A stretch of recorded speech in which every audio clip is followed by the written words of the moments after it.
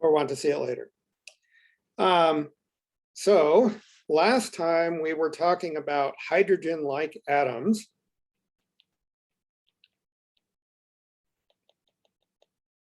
Which means that they're atoms that have Z protons in the nucleus. The nucleus is assumed to be infinitely heavy. And there's one electron with mass that we call mu, so that we're not confusing it with the magnetic quantum number of angular momentum, m. And then last time we were talking about bound states, and we identified an energy scale in terms of which we're going to write the energy eigenvalues.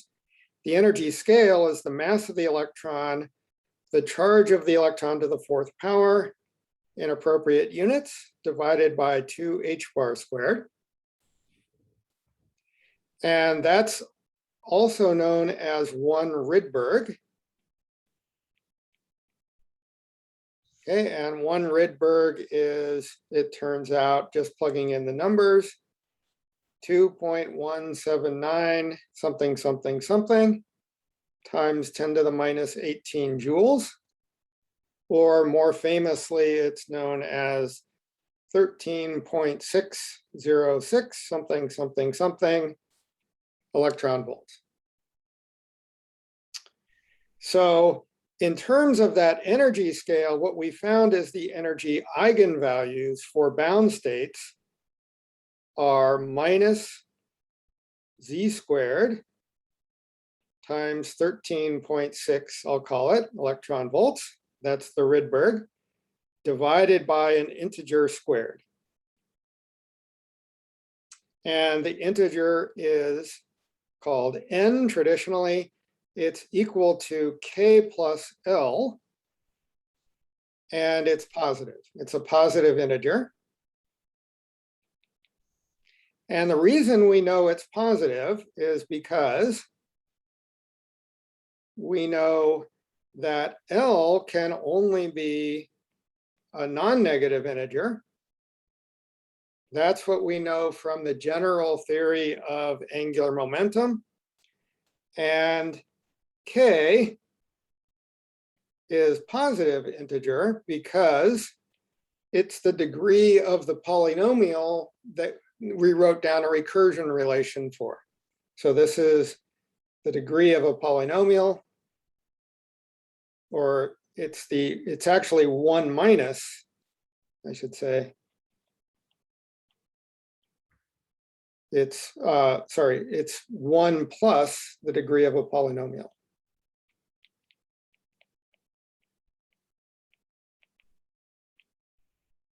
I should say, if anybody has any questions, just feel free to shout them out, or as you see fit. Okay, so when we did this, along with the energy eigenvalues, we found the wave functions. And our general strategy for a wave function with quantum numbers n, L, and m, we could call it k, L, and m. It would have the same information, but it's a function of the spherical coordinates. And there's a radial part, which depends on a number rho, and then there's the usual spherical harmonic. Okay, the angular degrees of freedom are always spherical harmonics, or can be written as spherical harmonics if the Hamiltonian commutes with rotations, which it does in this case. Okay, and the RNL row, we went through, remember, a series of changes of variables and redefinitions. And so this had an exponential part times a rho to the L part. And then there was the polynomial part. So sum j equals 0 up to k minus 1, c sub j, rho to the jth power. Okay, so this is our polynomial. And so we can call this P sub NL of rho. Okay, now rho here, when we did our series of redefinitions, is the radial coordinate divided by a length scale. So the length scale B is n h bar squared over z mass charge of the electron squared. So if you plug in the units, that's something that has length, units of length. Okay, and so another way of writing it is you can say rho is equal to z over n times r over another length scale a0, where a0, according to these definitions, is h bar squared over mu e squared. So the difference between B and A0, they're both length scales, but B has in it the information about what N is and what Z is, and A0 is just something that doesn't depend on, it only depends on fundamental constants. So A0 is also known as the Bohr radius.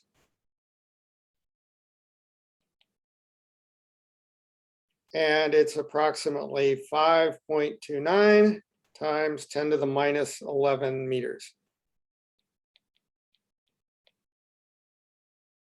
Okay, so in all these equations up here, everything is sort of determined except this polynomial that we'll talk about in a little bit. We wrote down the recursion relations for this polynomial last time, but we'll write down what the polynomials actually are in a little bit.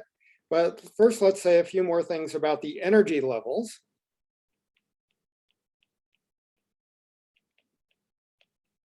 Okay, and so first of all, they're negative, according to what we have up here. That's because they're bound states.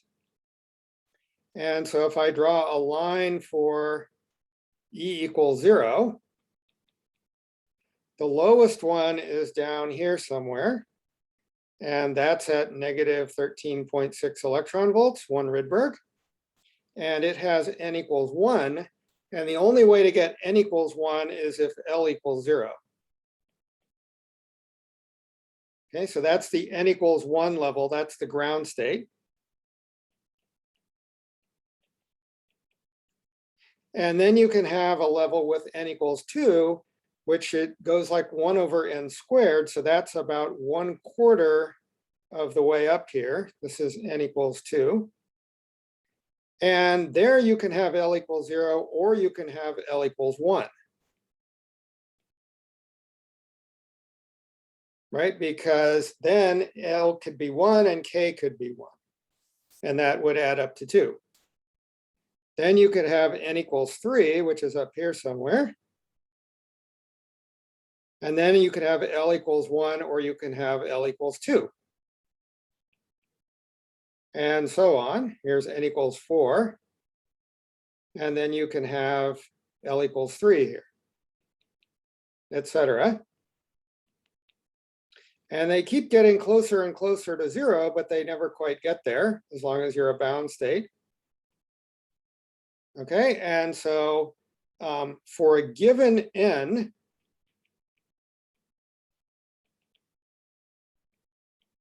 the maximum that the angular momentum quantum number can be is n minus 1. The reason for that is because k has to be at least 1. K is a positive integer. And if they're going to add up to n, that means the largest L can be is n minus 1. So those are all the bound states. And then I should say there are also continuum states that live up here. These are not discrete. They're just unbound states that are in the continuum. So these are unbound continuum states, meaning that you can have any value of the energy at all. Okay, but we're not going to talk about the unbound continuum states, at least not in this class. So let's talk about the bound states and let's consider their degeneracy. So the degeneracy is the number of those states with a given energy. Okay, and for each L, you can have M, the magnetic quantum number, be minus L up to L. And so there are two L plus one of those values.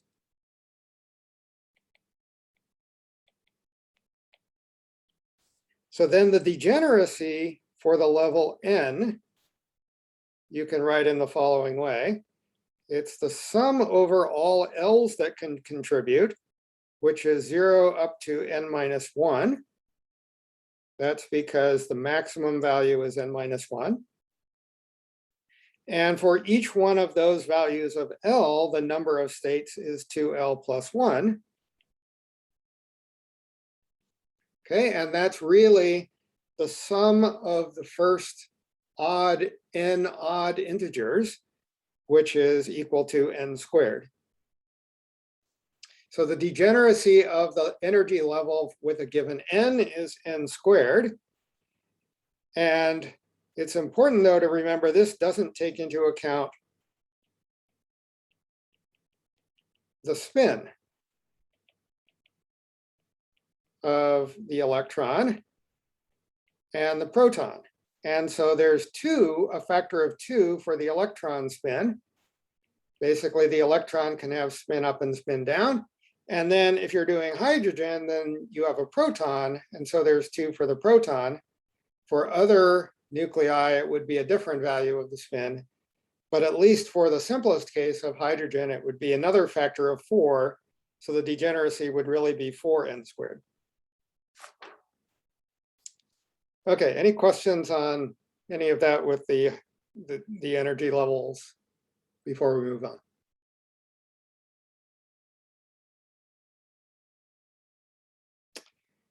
Okay, so another thing that we should mention, just because it's a common thing to see, is spectroscopic notation.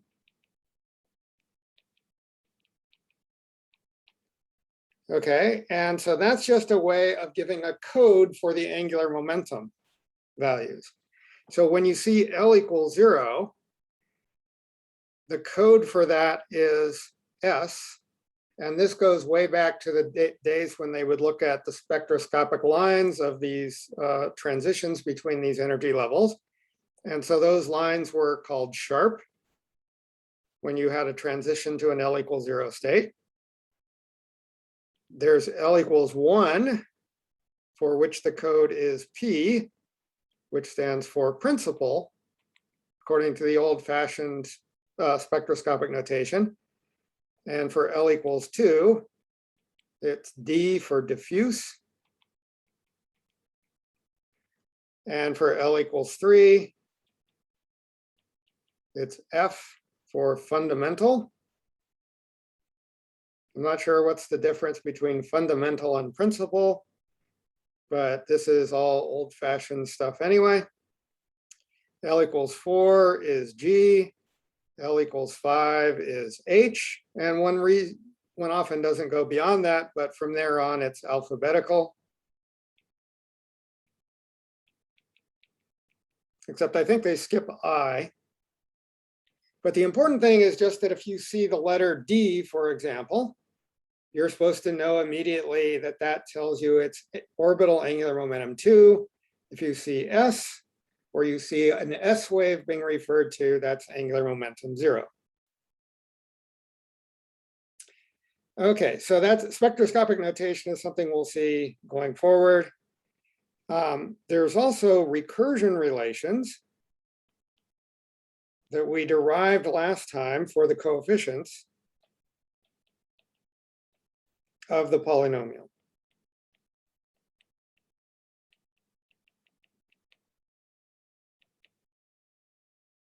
Okay, so let me remind you what we got last time. There were coefficients that we called C, and the jth one is equal to the j minus 1 coefficient. times, it turns out, 2 times j minus k over j times j plus 2l plus 1. Okay, so you say you fix L and you fix K, which means you've also fixed N. And then you can just start with the lowest coefficient, C0, and build up all the other coefficients from this recursion relation. So as a check, if you're looking for the coefficient C sub j, that's where j is equal to k, then you get ck equals 0, just from this factor, j minus k. And so as we designed, the sum terminates. And that's why it's a polynomial. And it had to be a polynomial because if it wasn't a polynomial, it would have blown up. So now we can consider, just to see how it goes, the smallest few such polynomials, which are characterized by a given value of n, which is equal to k plus l. So let's just do the smallest few that you can possibly have. And we'll start with n equals 1. That's the ground state. So if n equals 1 and n equals k plus l, the only way that can happen, of course, is if k equals 1 and l equals 0. Okay, and so then C1 has to be 0, just from plugging in here. And so to have any polynomial at all, we need C0 to not be 0. And so the polynomial is just very simple. It's equal to C0. So remember, rho here is the radial coordinate divided by the length scale. And here, the subscripts 1 and 0 refer to n and l. And if you know n and l, then of course you know k. So you can't really fix C0 here because that's a normalization that we're going to fix later when we decide what's the normalization of the entire wave function, not just the radial part. Okay, so that's all there is to it for n equals 1. The polynomial is just a constant. Let's do n equals 2. So for n equals 2, there are various possibilities. First of all, one can have L equals 0 and K equals 2. So let's figure out what the polynomial is in that case. So then, if we want C1, C1 is equal to C0 from here times this stuff, which we have to figure out. So there's a factor of 2 times j is 1 minus k is 2 divided by 1 times 1 plus 0 plus 1. So that all amounts to -1. So C1 is equal to negative C0. And then C2 will be 0 because in that case, when we plug in j equals 2 and k equals 2, there it vanishes. So what does that tell us? That tells us that our polynomial P20 of rho is actually just the C0 value times 1 minus rho. Right, we're plugging in this. And so we can never actually determine what C0 is until we normalize things to unity. So that's as good as we can do. So that was one possibility, if L equals 0 and K equals 2. And the other possibility is if L equals 1 and K equals 1. Okay, then C1 is 0 automatically. And so the polynomial in that case, we would label P21 rho is just the constant C0 again. Okay, and then you can keep doing this, let's say for n equals 3. So for n equals 3, one possibility is if L equals 0 and K equals 3. Okay, and if you plug into the recurrence relation, you'll find out the polynomial in that case is P30 of rho equals C0 times 1 minus 2 rho plus 2 rho squared over 3. Okay, so notice what happens is you have some first coefficient C0. All the other coefficients are just going to be determined in terms of that. And so I factored it out from C1 would be there, C2 would be there. And then the other numbers come from the recursion relation, -2 and 2/3. But there's another possibility, which is what if L equals 1 and K equals 2? So in that case, if you do it, you get P31 of rho is equal to 1 minus rho over 2 times C0. Okay, so K equals 2. So that means it's a degree 1 polynomial. For K equals 3, it was a degree 2 polynomial.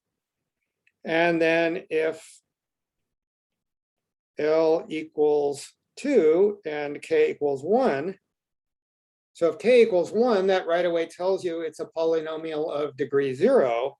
So the only thing it can be is the constant.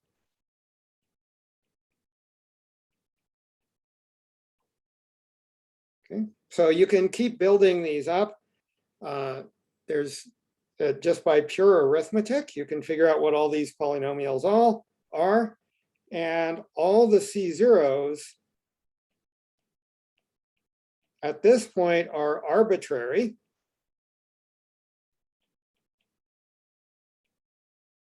And they're different, by which I mean that when I figure out what this C0 is in this example, it's not necessarily the same C0 as in this case or in this case, and certainly not the same as, for example, here. The C0 is just a placeholder that's telling you it's some constant value, and in each case, you need to figure out what it is by working out the normalization. Okay, so these polynomials are given a name. The polynomial PNL of rho is called an associated Laguerre polynomial.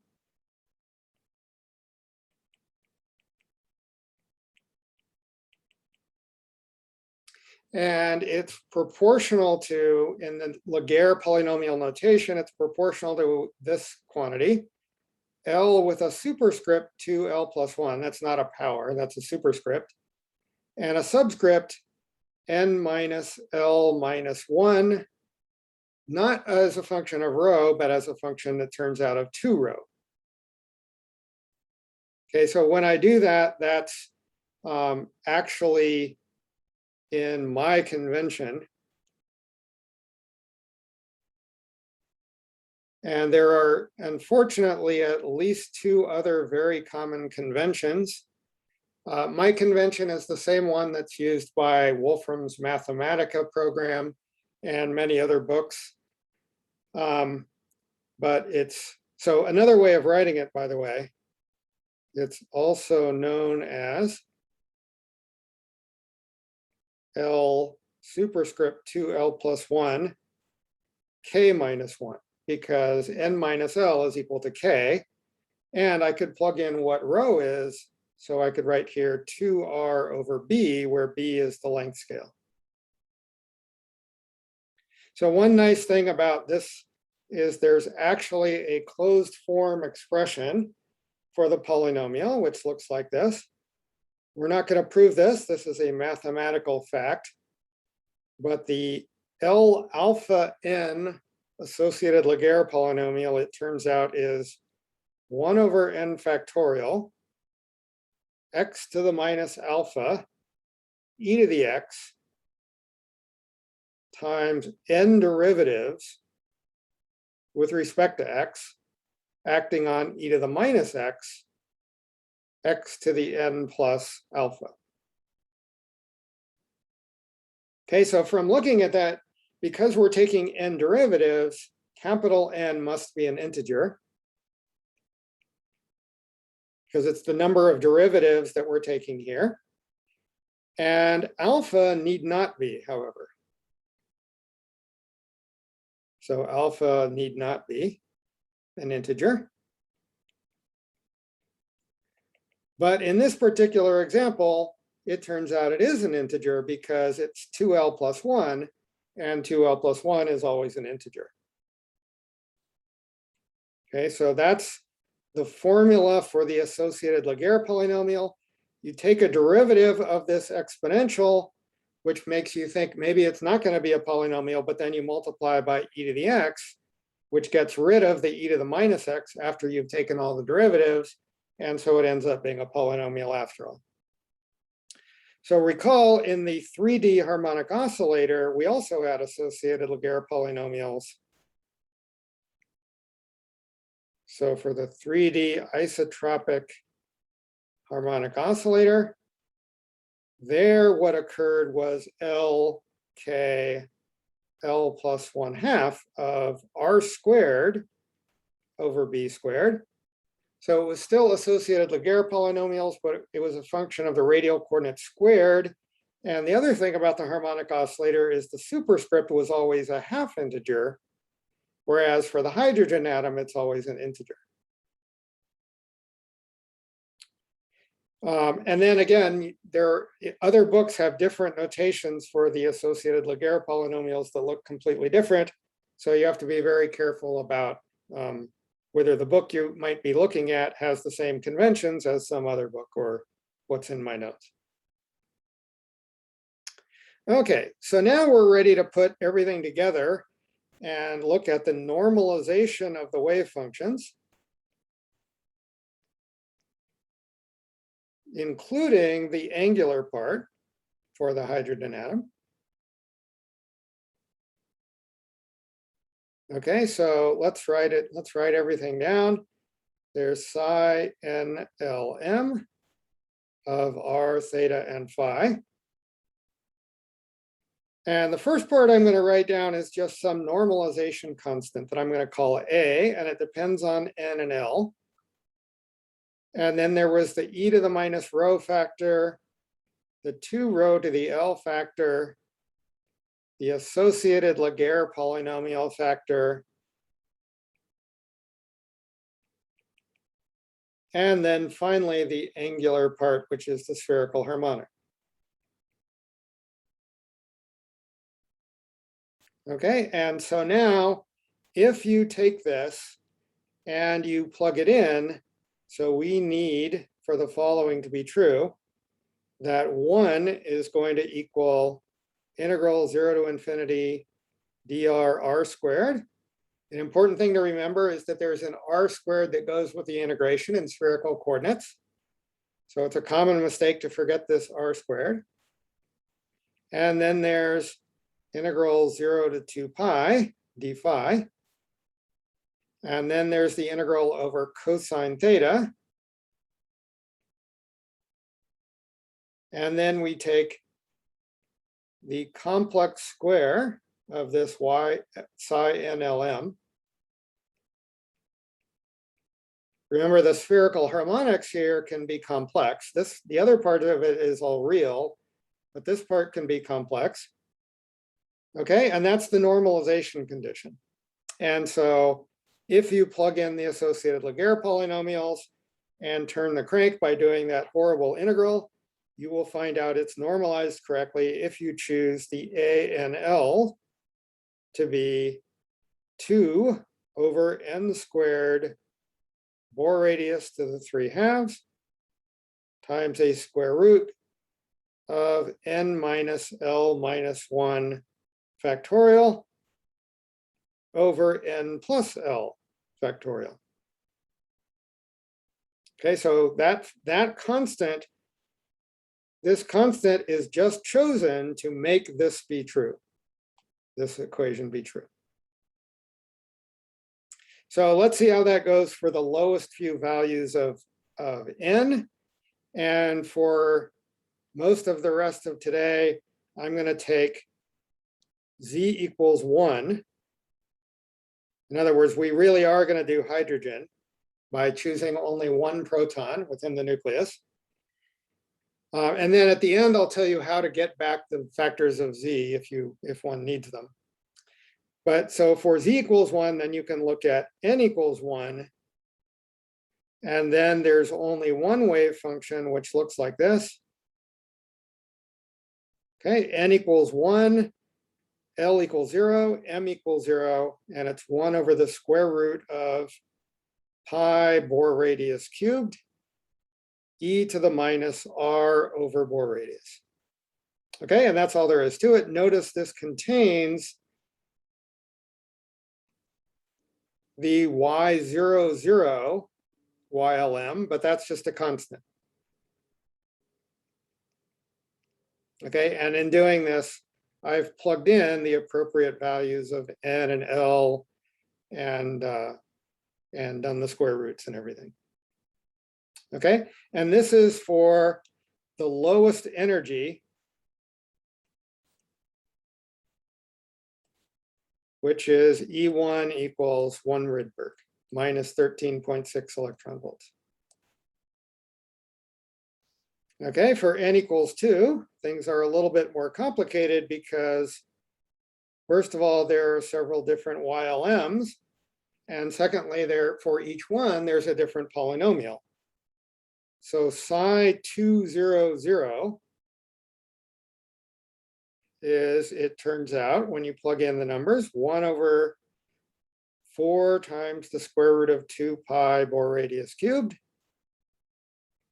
2 minus r over the Bohr radius. That's coming from your associated Laguerre polynomial. And then you have your exponential factor, which is e to the minus r over 2a0. So this still contains y00, but the radial part is different. Okay, and psi 210 turns out to be, again, a messy prefactor. There's an r over a0, e to the minus r over 2a0, so that factor is the same. And then from the YLM with angular momentum 1 and m equals 0, there's a factor of cosine theta. So this is proportional to y10. And then there's psi 2, 1. M could be plus or minus 1. So this turns out to be minus over plus 1 over 8 square root of pi a0 cubed. And it's got the same radial wave function, because the only thing that's different from the line above up here is that m has changed from 0 to 1. Okay, so it's going to also be e to the minus r over 2a0. But now the YLM part is sine theta e to the plus or minus I phi.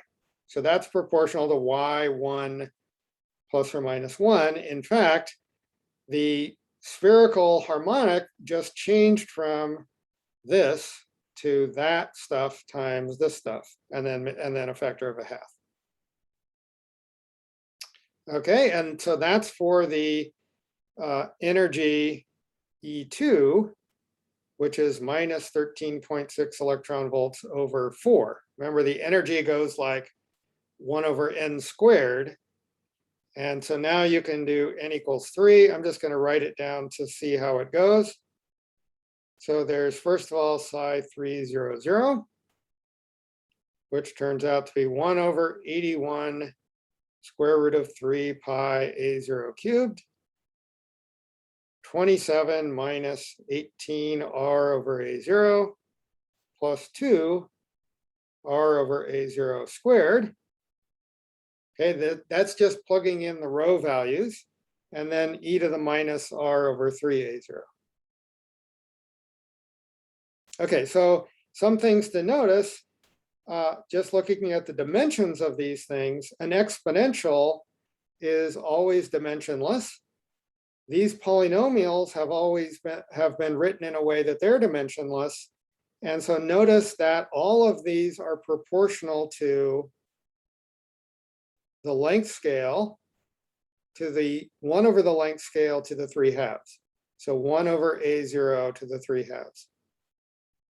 So the reason for that is because you know that when you square this thing, then it'll be proportional to 1 over the length scale cubed, 1 over the Bohr radius cubed. And then when you integrate over a volume to get a probability density, a volume has units of length cubed. And so it has to be proportional to 1 over the length to the 3/2 in order to give something that's dimensionless, like a probability. Okay, and there are other ones here. I've only done the 300 case, but there are others. And these are all E3 equals minus 13.6 electron volts over 9. Okay, any questions on this so far? Somebody ask a question so that I know you're there.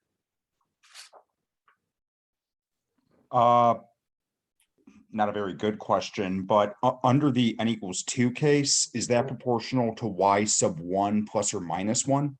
Ah, good, yes. I forgot to write the plus or minus 1. Thank you, yeah. Good. Other questions? All right, so just to get a feel for how these things go, let's do some sketches. Oh, first of all, for z not equal to 1, I said z equal to 1 when I wrote those things down, you can trace things back and find out that all you have to do is take the Bohr radius and replace it by a0 over z. So one way of thinking about why that happens is, let's say your nucleus had twice as much charge, then it would be drawing in the electron twice as close because it would have a stronger force of attraction. And therefore, all the length scales should be inversely proportional to z. So for z equals 2, for a helium ion with 1 electron, then everything is just half as big. Okay, so that's just an aside telling you how to go back to the general z case. Okay, and now let's sketch some radial wave functions.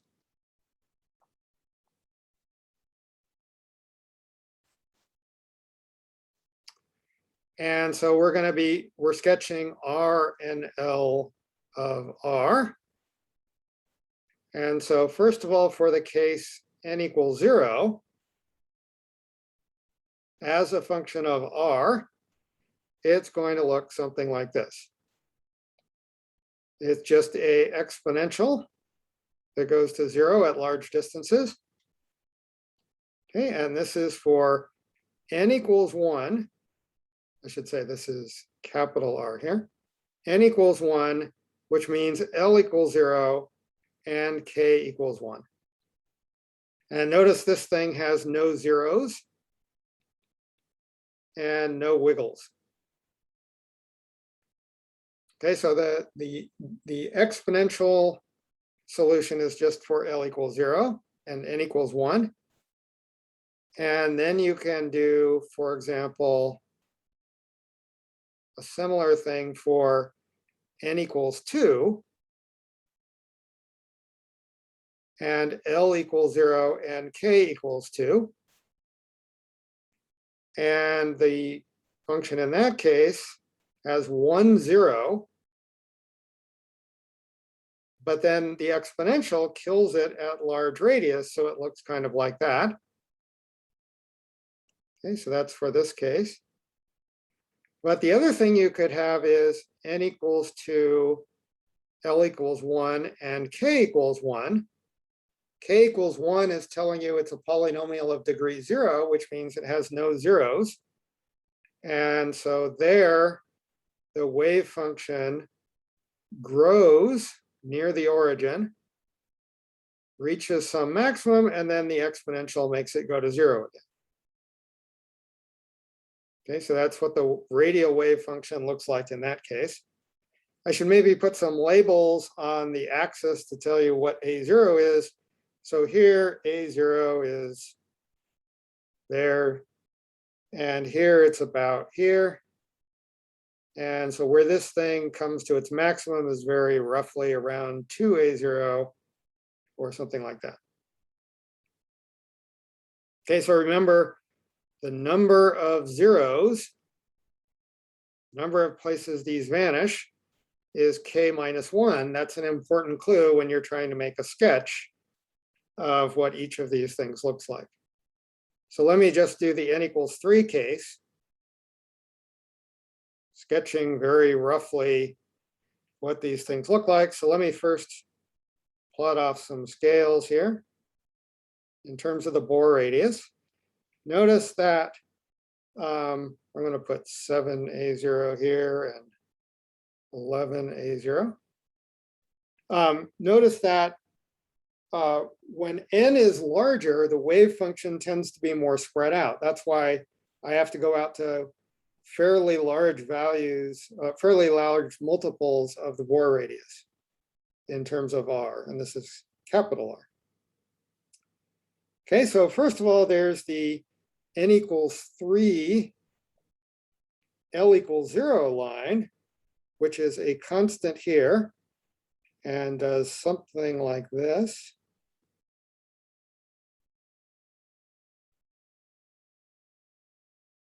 Okay, so that line is n equals 3, L equals 0, K equals 3, and so it has 2 zeros.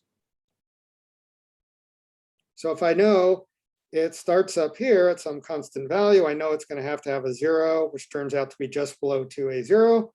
It has to have another 0, which turns out to be just above 7A0. And then it goes to 0. All of these things go to 0 at infinity because the exponential is killing them. Okay, and then there's n equals 3, L equals 1, which does something like this. Oops, that's not supposed to be a straight line.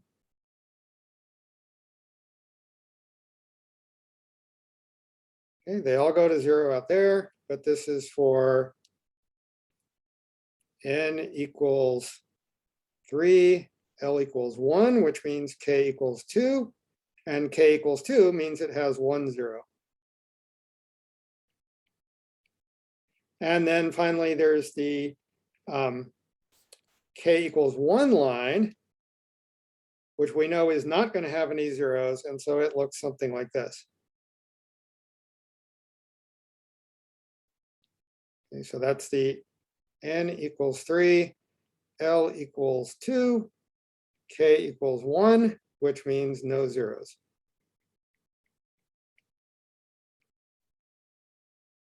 Okay, so from this information that's in n and L and K, you can pretty much sketch what the shape of a given wave function should look like based on how many zeros it has. Dr. Martin?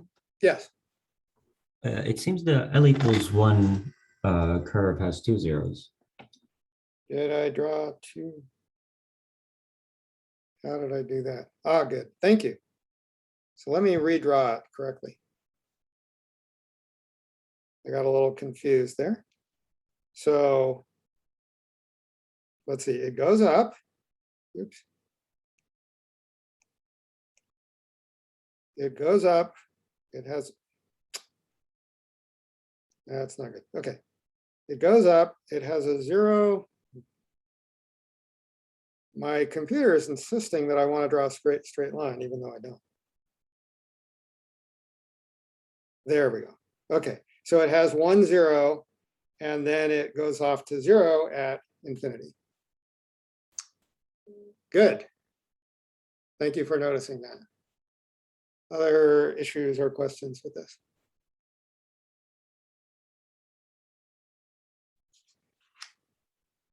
Okay, so in general, one can prove from the properties of the associated Laguerre polynomials, and it's not the easiest thing to do, but you can prove that the expectation value of the radial coordinate is the Bohr radius, which it kind of has to be, there's only one length scale in this problem, times 1/2 times 3n squared minus L times L plus 1. Okay, so you have to do some integral. This is in the state NLM. So the meaning of this is, or the way you would compute this is you would compute this integral. 0 to 2 pi d phi minus 1 to 1 d cosine theta. And you'd put in the psi NLM squared that we wrote down before, and you just put in your extra factor of r. That's what this equals. Okay, and so the size of a hydrogen atom, if you call the size the expectation value of the radial coordinate, it grows with n. In other words, the larger n is, the more spread out this thing, but it shrinks with L, or with larger L, for fixed n.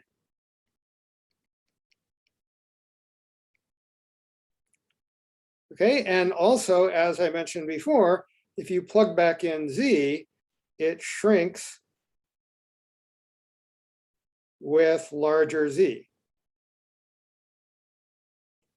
Because we should plug in A0, we should replace it by A0 over z for z not equal to 1. Okay, so we're almost out of time for today, but I should say what we'll do next time is we will ask the question, what is the expectation value of a power of r